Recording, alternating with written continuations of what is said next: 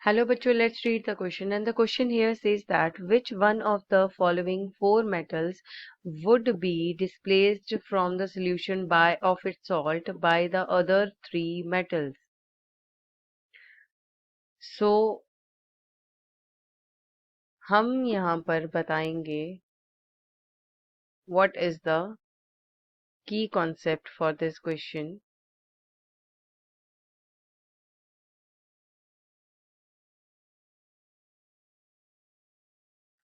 So, the key concept for this question is to know about the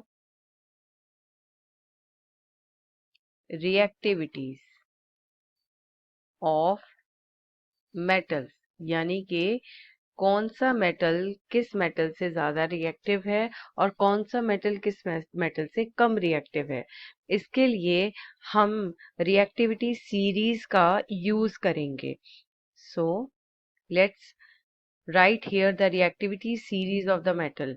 so reactivity series में सबसे ऊपर आता है पोटेशियम, उसके बाद आता है सोडियम, उसके बाद आता है calcium, magnesium, aluminium, carbon, zinc, iron,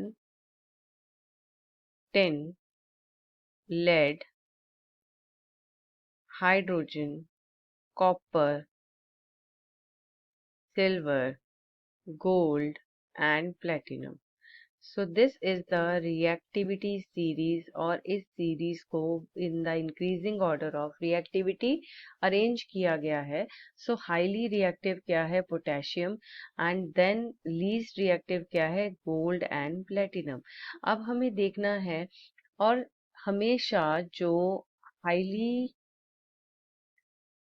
reactive metal होगा वो displace करेगा less reactive metal को, लेस रिएक्टिव मेटल को वो हमेशा डिस्प्लेस करेगा। अब यहाँ पर हम देखेंगे जिंक। सबकी प्लेसेस को हम एक बार देख लेते हैं। तो यहाँ पर है सबसे पहले जिंक, उसके बाद बोला गया है सिल्वर, ये रहा। उसके बाद है कॉपर, उसके बाद है मैग्नीशियम। दैट मीन्स के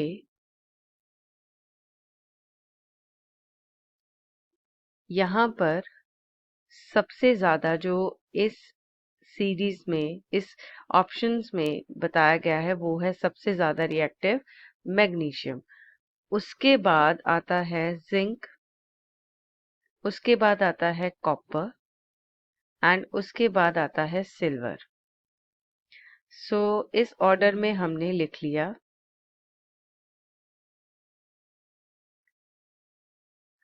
अब आप देख सकते हैं कि कौन सा ऐसा मेटल है जो बाकी